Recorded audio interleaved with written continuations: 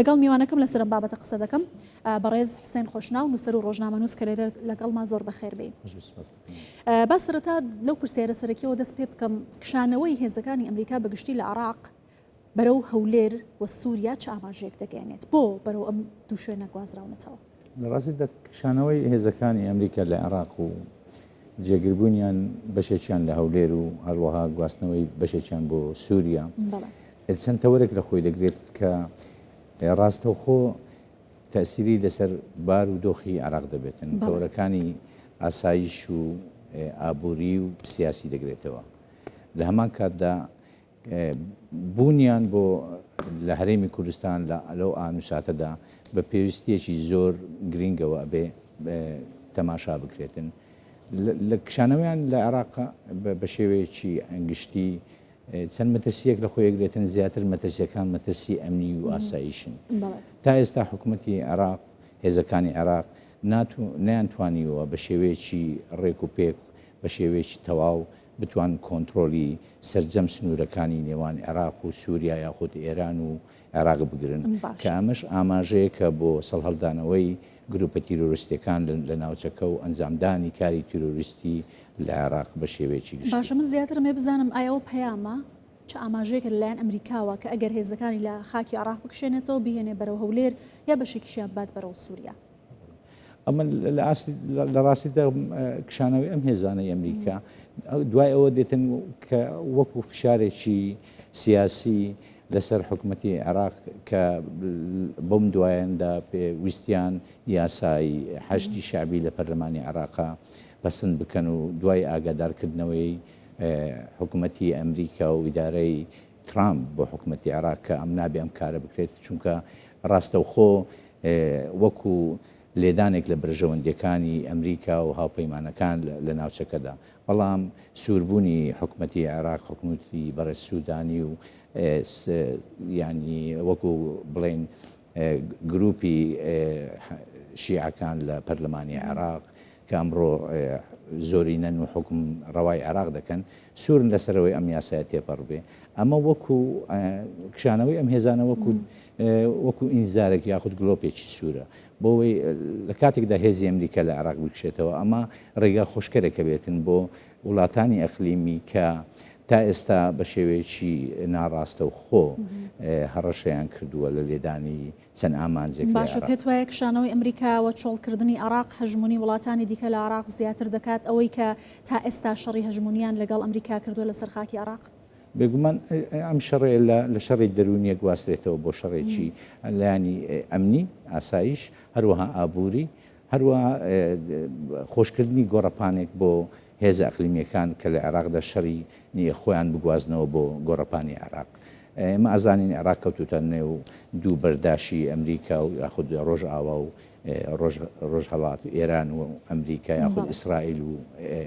ئێران. بێگومان کشانەوەی ئەمریکا بێتە ڕێگە خۆشکەرێک بۆ ئەوەی هەم جەمسەری ئەو دوو هێزانە بتوانن عێراق بکەن بە گۆڕەپانی شەڕ لە نێوانیاندا کە ئەوەش ڕاستەوخۆ کشانەوەی ئەمریکا دەورێکی کاریگەری هەیە لەم مەسلەیە. تا ئێستا هێزەکانی ئەمریکا و بوونی هێزەکانی ئەمریکا هەروەها سیاسەتی دەرەوەی ئەمریکا و بەسەرۆکایەتی ترامپ ئەوە بوو کە بتوانن عێراق لەم کێشەیە دوور بخەن. بەڵام بەڕێز محسن ئایا ئەوەی لە عێراق ئەگوزارێت لە دوای کشانەوەی هێزەکانی ئەمریکا هەمان سناریۆ ئەفغانستان دووبارە دەبێتەوە لە دوای 20 ساڵ 800,000 سەربازی ئەمریکی لە ئەفغانستان کشایە و ئێستا یەک سەربازی لەوێ نەماوە؟ ئایا ئەمانە هاوشێوەی یەکترن یان نەبار و دۆخەکە لێکیان جیا دەکاتەوە؟ ئەم بێگومان باوەڕ ناکەم بگاتەوە ئاستە چونکە وەکو ئەوەی کە لە ئەفغانستان ڕوویدا باوەڕ ناکەم بگاتەوە ئاستە لە عێراق ڕوویدا چونکە لە عێراق وەکو هاوپەیمانی کورد هاوپەیمانی بە شێوەیەکی گشتی ئەمریکای و هەروەها هاوپەیمانان لە ئەفغانستان شتێکی وانە بوو کە هاوپەیمانی هەبێت لەگەڵ هێزەکانی ئەمریکا. ئەمڕۆ هەرێمی کوردستان دەورێکی کاریگەری هەیە وەکو بەڵانسێک لە ناوچەکەدا ماوەتەوە پەیوەندیەکانی نێوان هەرێمی کوردستان و وڵاتانی دەرەوە و بە تایبەتی ئەمریکا و هاوپەیمانان پەیوەندێکی زۆر ڕێکوپێکە و پەیوەندێکی پتەوە کە ئەما بێتە ڕێگریەک بۆ سینناریۆی ئەفغانستان دووبارە بێتەوە بەڵام لە باشووری عێراقا بێگومان باشووری عێراق بارودۆخی عێراق لەوانەیە بە ئاستێکادا بڕواتن سەرهەڵدانی گرۆپی تیرۆریستی قاعیدە و هەروەها ئەو گروپانی کە هەتا ئێستا لە لیستی تیرۆریستدان لەلایەن دەستگانی و دەوڵەتیەکاندا بە وەکو گروپی چەکداری تیرۆریست ناسراون ئەم گروپانە بە تایبەتی پەیوەندی نێوان عێراق و سووریا پەیوەندێکی پتەو نییە سنوورێکی دوور و درێژیش هەیە هەم لە نێوان سووریا و عێراق ئەمە ئەبێتە مایەی ئەوەی کە سەرهەڵدانی گروپی تازە هەروەها سەرهەڵدانی ئەو گروپە نووسوانەی قاعیدەکە هەتا ئێستا لە زۆربەی شارەکانی عێراق و باشووری عێراق و ناوەڕاستی عێراق بوونیان هەیە. باشە بەڕست حسێن دیارەکە لە نێو عێراقیشدا بۆچوونی جیاواز هەیە لە نێو شیعەکاندا و باڵە جیاوازەکانی کە بۆمانەوە یا کشانەوەی هێزەکانی ئەمریکا لە عێراق بەگشتی پێت وایە ئایا ئەمە شەڕێکی ناوخۆی عێراقە کە خەریکە لەلایەکە و گوشار بۆ ئەمریکا دروست دەکات یان عێراق ئێستایتر لە ڕووی ئەمن و ئاسایشەوە پێویستی بەمانەوەی هێزی دەرەکینی بێگومان عێراق تا نەگەشتەوە ئاستێک کە پێویستی بە مانەوەی هێزی دەرەچینە بێتن هەم لە لایەنی هەواڵگری هەم لە لایەنی سەربازیەوە هەم لە لایەنی ناوەخۆشەوە تا ئێستا لە ناو عێراقا شەڕی چینەتی هەیە شەڕی مەزهبی هەیە لە نێوان هەرسێ لایەنە وەکو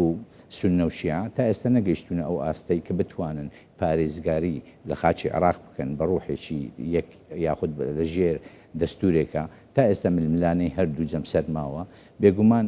سەرهەڵدانی